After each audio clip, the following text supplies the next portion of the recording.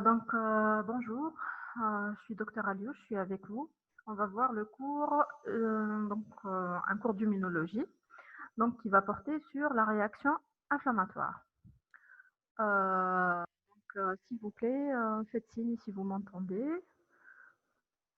D'accord? Et on va commencer tout de suite. Donc, déjà, c'est quoi la réaction inflammatoire? Donc, c'est un processus biologique complexe, transitoire, assurant un rôle de défense non spécifique en réponse à toute agression affectant l'intégrité de l'organisme. Donc d'ici, on peut comprendre que c'est un processus déjà physiologique. D'accord? Ce n'est pas un processus pathologique.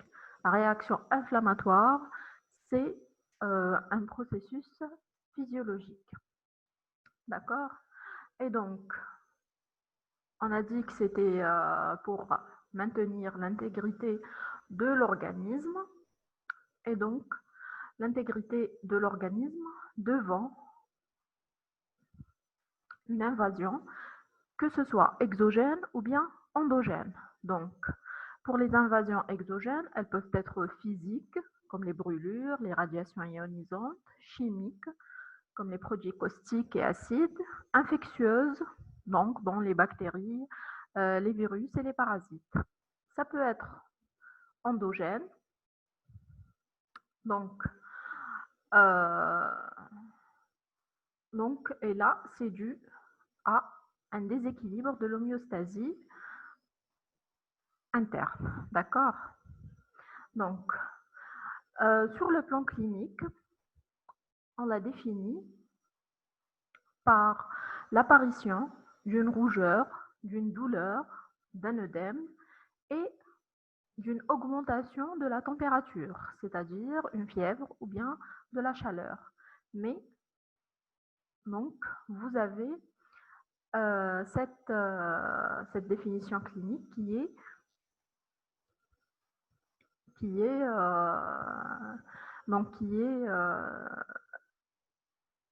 définie par la rougeur, la douleur, l'œdème et la chaleur. Donc, selon les signes cliniques qui apparaissent, selon la durée ou bien la cinétique de cette réaction, vous avez une réaction inflammatoire aiguë, subaiguë ou bien chronique. Et selon la localisation, elle peut être soit localisée, soit systémique. D'accord? Pour la définition anatomopathologique, donc, vous avez trois composantes, vasculaire, cellulaire et tissulaire, c'est-à-dire qu'elle va faire intervenir la composante vasculaire, les cellules et le tissu. Et donc le tissu, c'est-à-dire qu'il est représenté par le tissu conjonctif. Donc le lieu de la réaction inflammatoire, c'est le tissu conjonctif. Donc pour la définition immunologique, donc l'inflammation fait partie des mécanismes de l'immunité non spécifiques ou bien innés. Donc c'est l'un des mécanismes de l'immunité innée. D'accord? Donc, pour l'immunité, là, vous avez un petit rappel sur l'immunité innée et sur l'immunité adaptative.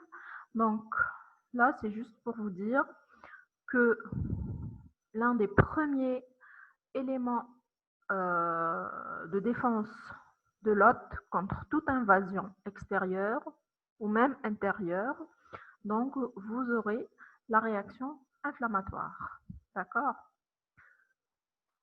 Et donc, cette réaction inflammatoire, c'est l'un des initiateurs aussi de l'immunité spécifique. Donc, sur le plan physiopathologique, vous avez trois phases. L'évolution de cette réaction inflammatoire, elle se fait en trois phases. La phase d'initiation, la phase d'amplification et la phase de stabilisation ou bien de résolution. Donc, pour les médiateurs qui sont mis en jeu dans cette réaction inflammatoire, donc, en général, vous avez des médiateurs solubles, c'est-à-dire que c'est des protéines sanguines, d'accord? C'est-à-dire que c'est des protéines solubles. et vous avez des cellules. D'accord? Donc, pour les médiateurs solubles, vous avez plusieurs systèmes qui vont intervenir. Donc, vous avez les systèmes de coagulation fibrinolyse, vous avez le système des kinines et du complément. Et donc, pour les cellules de l'inflammation, ce sera les polynucléaires neutrophiles, les monocytes, les macrophages et accessoirement les cellules lymphoïdes. Donc là, tous ces éléments, que ce soit solubles ou bien cellulaires, vont concourir à l'élimination de l'agresseur et la sauvegarde de l'intégrité de l'organisme. Donc tout de suite, on va commencer par la première phase. On a dit qu'il y avait la phase d'initiation, la phase d'amplification et la phase de résolution. Donc on va commencer par la phase d'initiation. Donc c'est la phase la plus longue et c'est la phase la plus importante. Donc dans cette phase, on va activer, on a dit, le système de coagulation, donc représenté par le facteur de Hageman ou bien le facteur 12 de coagulation, activation du complément et aussi activation des mastocytes et des plaquettes comme éléments cellulaires. Donc là, oui. Donc le premier à être activé, c'est le facteur 12, bien le facteur de Hageman. Donc, la cascade de coagulation, je ne sais pas si vous connaissez, si vous ne connaissez pas, vous devez l'avoir à part ce cours. Donc, la cascade des protéines de la coagulation. Donc, vous aurez clivage de ces protéines et libération de protéines fonctionnelles. Comme ici, on aura le facteur 12A qui va activer le système de la coagulation fibrinolyse, qui va activer le système du complément et qui va activer le système des kinines. Donc, pour la coagulation, il y aura activation et de la voie endogène et de la voie exogène, avec les différents facteurs de la coagulation. Et tout ça, ça va concourir à la formation, ici, vous voyez en bas, de fibrines insolubles. D'accord? Donc, activation de la fibrine, on a vu l'activation, c'est-à-dire que le facteur de Hageman, c'est l'initiateur et il va activer plusieurs systèmes. Donc, on a vu le système de coagulation et ça va nous donner de la fibrine insoluble. Le système de fibrinolyse qui va venir détruire ce réseau de fibrine insoluble grâce à la plasmine et vous aurez les produits de dégradation de fibrine. D'accord? Vous avez le système du complément, activation du système du complément par ces différentes voies, qui va aboutir à la formation du complexe d'attaque membranaire. Vous aurez un élément très important dans la réaction inflammatoire et c'est la libération des anaphylatoxines. Donc les anaphylatoxines, c'est quoi? Tout simplement, c'est des fractions du complément. Donc c'est des fractions de clivage des protéines du complément. Les plus importantes, c'est le C3 et le C5 qui vont nous donner le C3A et le C5A. Donc le C3A et le C5A, c'est ce qu'on appelle des anaphylatoxines qui ont plusieurs actions de la réaction inflammatoire. D'accord? On va voir tout ça par la suite. Vous aurez aussi activation du système des kinines, ce qui va donner naissance à la bradykinine. D'accord? À partir de la kallikréine sanguine et tissulaire, vous aurez la bradykinine. Donc la bradykinine aussi, c'est un élément de l'inflammation, c'est-à-dire que ça va donner des effets sur les vaisseaux en les dilatant ou bien au contraire en les contractant. D'accord? Donc là, on a terminé l'initiation au niveau moléculaire. Donc si on veut synthétiser, on a vu le système de coagulation, l'activation du système de coagulation avec la formation de fibrines insolubles. Donc ce que j'essaye d'expliquer, c'est le plus important. D'accord? C'est ce qu'il y a à retenir. Donc, la coagulation, elle va nous donner naissance à de la fibrine insoluble. La fibrinolyse, elle va donner naissance à des produits de dégradation de fibrine. La voie classique du complément avec libération des anaphylatoxines et le système des kinines qui va nous donner la bradykinine. Donc, au niveau cellulaire, vous aurez l'action des C3A et C5A sur les cellules, par exemple sur les mastocytes. Donc, les mastocytes, on a dit que c'est des cellules qui résident au niveau des tissus. On ne retrouve jamais un mastocyte au niveau sanguin en train de circuler. Donc, c'est des cellules résidentes au niveau des tissus. C'est des cellules qui sont bourrées de granulation qui ont une action directement inflammatoire. Donc, vous avez le contenu des granules le plus abondant et le plus important, c'est l'histamine et la sérotonine. D'accord? Et donc, ces deux-là aussi, donc ces deux éléments ils vont agir sur les vaisseaux sanguins. D'accord? Donc là, vous avez les différentes actions des anaphylatoxines, C3A, C4A, C5A.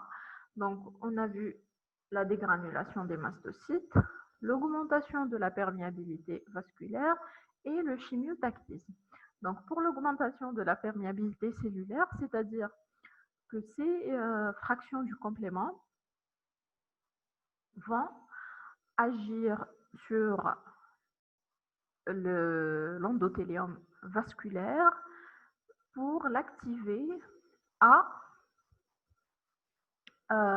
présenter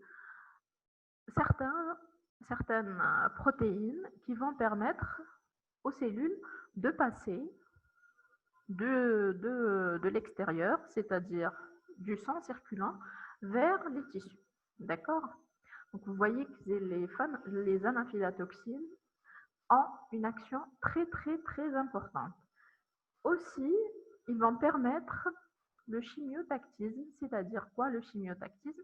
C'est-à-dire qu'ils vont agir sur les leucocytes sanguins et qu'ils vont les diriger vers le lieu où il y a eu la réaction, plutôt l'invasion tissulaire. D'accord? Donc, ils vont faire rentrer les cellules, ils vont les diriger et les faire rentrer au niveau du lieu de la brèche, par exemple, vasculaire. Et on va voir ça en détail par la suite. Hein. Donc, là, vous voyez, vous avez un schéma intéressant. C'est par rapport à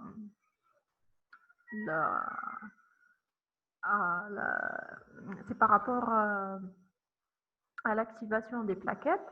Donc, vous avez une brèche vasculaire et les plaquettes vont venir s'agréger au niveau de cette brèche vasculaire. Et donc, ça, c'est déjà pour éliminer toute éventualité d'entrée d'éléments étrangers dans notre circulation sanguine. Et bien sûr, les plaquettes sont des cellules très importantes dans la réaction inflammatoire parce qu'elles aussi, elles vont sécréter de l'histamine et de la sérotonine. Donc, il faut différencier entre les cellules et connaître leur localisation pour mieux comprendre. Donc, pour les mastocytes, donc c'est des cellules résidentes au niveau des tissus. Donc, la libération de l'histamine et de la sérotonine, elle va se faire à un niveau localisé, au niveau du tissu. Par contre, pour les plaquettes, donc c'est des cellules sanguines, ça vous le connaissez, et donc ils vont libérer l'histamine et la sérotonine au niveau sanguin. Aussi, elles vont donc à partir quand la membrane plaquettaire est activée, d'accord, il y aura activation des phospholipides membranaires et sous l'action de la phospholipase A2, qui est une enzyme qui agit sur l'acide arachidonique, et donc on aura, selon deux voies de... Ah là là. Donc, selon deux voies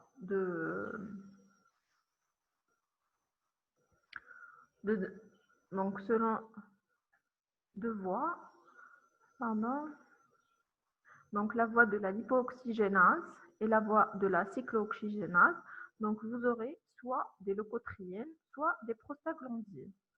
Donc les leucotriènes, ce sera les leucotriènes B4, C4, D4. Pour les prostaglandines, ce sera le D2, le E2, le I2, mais aussi le thromboxane A2. Donc tous ces éléments, c'est des éléments très très importants dans la réaction inflammatoire et ils auront des effets sur l'anse capillaire ou bien sur les vaisseaux sanguins. D'accord? Donc là, vous avez un schéma sur les mécanismes de la réaction inflammatoire et qui va vous résumer la phase d'initiation.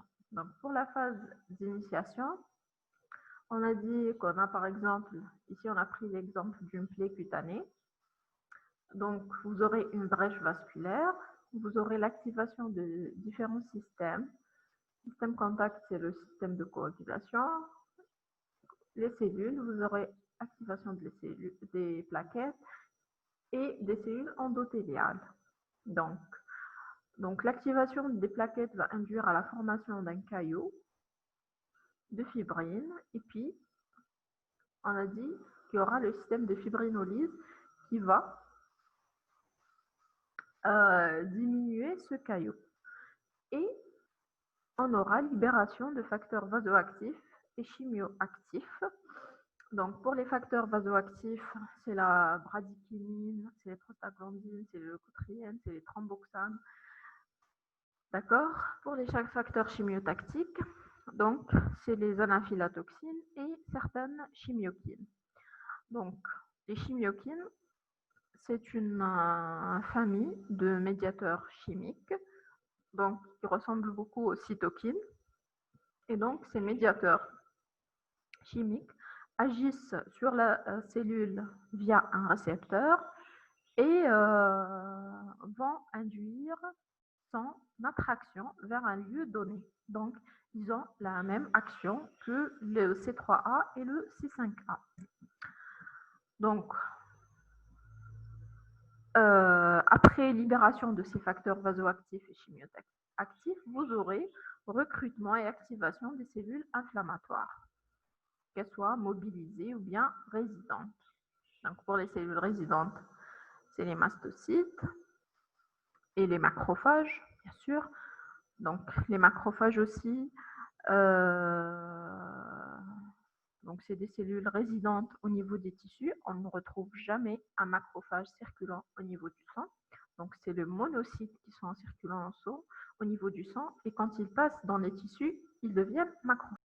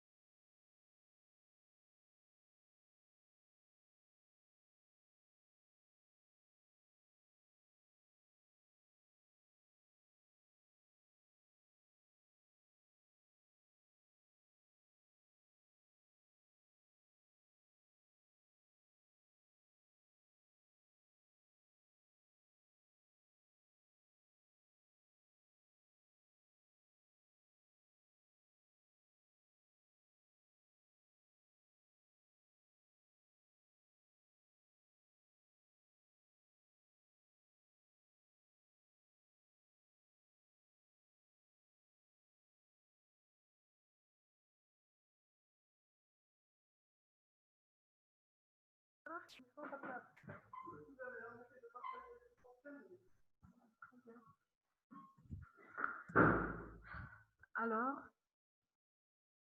mhm.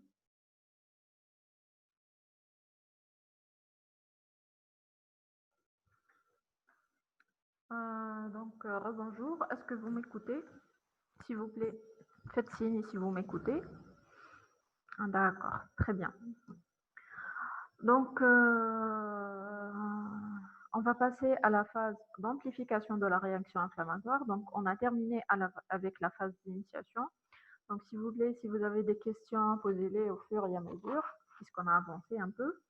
Donc, pour la phase d'amplification de la réaction inflammatoire, donc, comme son nom, l'indique, donc, la réaction va être amplifiée, c'est-à-dire qu'elle va perdre son caractère local et devenir général. D'accord?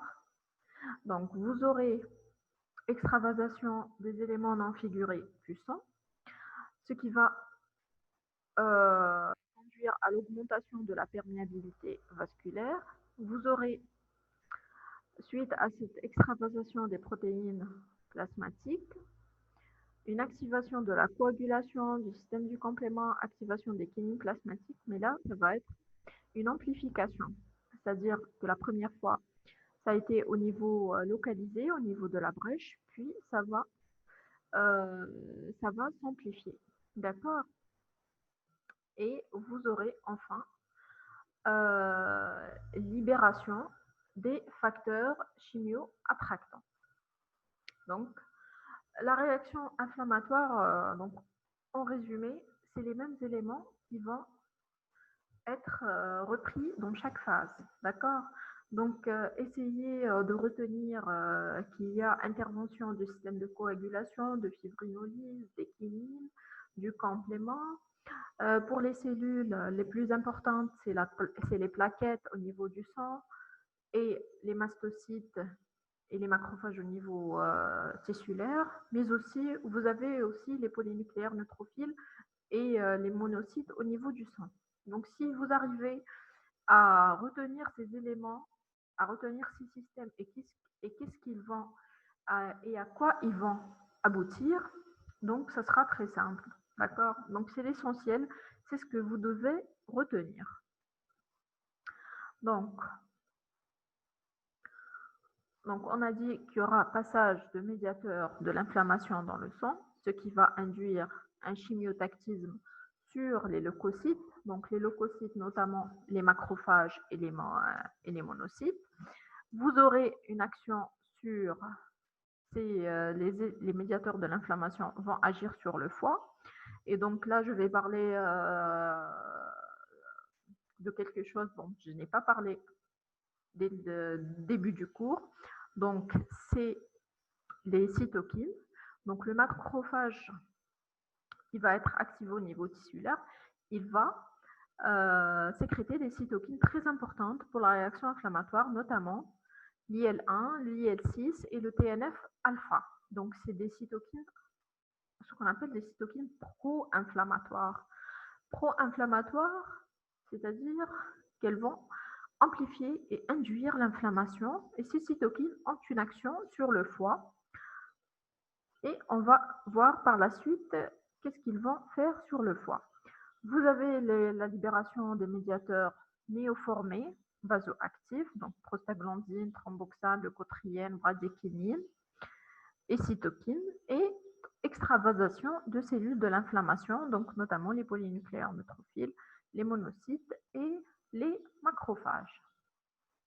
Donc, pour les étapes de transmigration tissulaire, donc là, donc en résumé, vous avez 3 étapes. Vous avez le roulement. Donc, le roulement, il fait intervenir ces protéines qu'on appelle les P-sélectines. D'accord? Donc, vous voyez ici que les cellules vont donc, Normalement, le schéma, il est animé, mais puisqu'on est en partage d'écran, ça n'a pas pu être animé. Donc, vous voyez ici que vous avez des sélectines qui vont arrêter, qui vont freiner les cellules, les leucocytes sanguins. Puis, vous avez la deuxième étape qui est l'étape d'adhésion ferme. Et donc, l'adhésion ferme, ça va permettre de freiner la cellule au niveau de l'endothélium tissulaire. Et puis, enfin, vous avez l'étape de diapédèse, c'est-à-dire que la cellule va passer à travers l'endothélium vasculaire. Donc, vous avez 3 étapes. Donc, l'adhésion, le roulement, c'est-à-dire que la cellule, parce qu'elle est dans un flux sanguin, elle doit être freinée. Donc, elle va être freinée par les sélectines. Puis, elle va être retenue par ce qu'on appelle les intégrines. Donc, c'est un autre type de, de protéines membranaires. Et enfin, la cellule, elle va passer à travers l'endothélium vasculaire pour rentrer euh, dans ce qu'on appelle la brèche tissulaire. Donc, pour la réaction inflammatoire systémique, donc la systémisation de la réaction inflammatoire, c'est dû aux cytokines pro-inflammatoires, donc notamment l'IL-1, l'IL-6 et le TNF-alpha. Donc, il y aura action de ces cytokines sur les macrophages, donc sur les macrophages. Donc, c'est plutôt ces cytokines vont être synthétisées à partir des macrophages, pardon, et donc ils vont agir sur l'endothélium vasculaire en augmentant l'expression des molécules d'adhésion qui vont permettre aux leucocytes de passer du sang vers les tissus. Ils vont avoir une action sur les fibroblastes des tissus pour résoudre la réaction inflammatoire. Ils vont avoir une action sur le foie pour la production, qui va induire la production de protéines de la phase aiguë de l'inflammation. Donc, normalement, vous avez sur votre cours les différentes protéines de la phase aiguë de l'inflammation. Et donc, la plus connue, c'est la CRP qu'on dose en routine. Donc, c'est un élément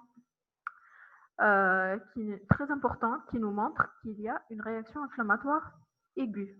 Donc, la protéine C réactive. D'accord? Et donc, à côté, il y a d'autres protéines aussi. Hein, c'est pas juste la CRP. Et donc, ça va nous permettre aussi d'étudier la cinétique de la réaction inflammatoire, c'est-à-dire aiguë, subaiguë, chronique.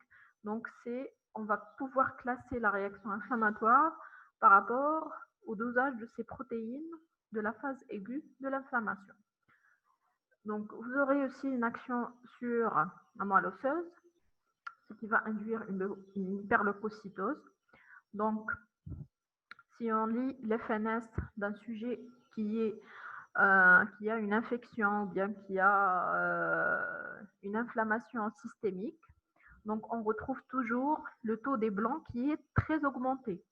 Donc là, c'est une hyperleucocytose, donc c'est une réaction de ces cytokines sur la moelle osseuse pour que la moelle osseuse produise plus de polynucléaires neutrophiles, d'accord, qui vont concourir à la réaction, à maintenir cette réaction inflammatoire. Et vous aurez aussi une action sur le système nerveux central. Et là, sur le système nerveux central, ça va avoir plusieurs actions, dont la plus connue, c'est la fièvre. Quand quelqu'un a une infection, en général, on retrouve une fièvre, mais aussi il y aura d'autres actions, il y aura d'autres signes comme la fatigue, l'anorexie, la perte d'appétit, etc. D'accord? Donc là, c'est pour la réaction inflammatoire systémique. Donc, de localiser d'une petite brèche, on ne va pas dire petite, mais d'une brèche tissulaire ou bien vasculaire, on va avoir une réaction inflammatoire systémique. D'accord? De localiser, elle place à systémique. Pour la résolution de la réaction inflammatoire, donc c'est la dernière phase, on a dit qu'on a l'initiation, l'amplification et la résolution. Pour la résolution, bien sûr, quand c'est bon, l'agresseur n'est plus là, il n'y a plus il y a plus de radiation ionisante, par exemple, il n'y a plus de produits caustiques, c'est bon, on a guéri l'endroit où on a eu la brèche. Donc, il y aura un déclin des événements d'initiation. Donc, déjà, par un mode passif, c'est-à-dire que les médiateurs ont une demi-vie, donc ils vont être catabolisés. Épuration et élimination de l'agent causal, donc il n'y aura plus de cause pour avoir une réaction inflammatoire. Donc inhibition de cytokines et chimiokines par un mode actif, c'est-à-dire qu'il y aura des cytokines qui vont venir inhiber les cytokines inflammatoires. C'est des cytokines dont l'action est contraire aux cytokines inflammatoires. Il y aura aussi l'action du cortisol, qui est un anti-inflammatoire, donc stéroïdien. Vous avez les antagonistes, des cytokines aussi, et vous avez enfin l'apoptose des cellules activées, comme les macrophages. Donc, on va les détruire. Donc là, c'est pour la résolution de la réaction inflammatoire. Donc, normalement, on a terminé le cours. Donc, j'espère que vous avez compris. Et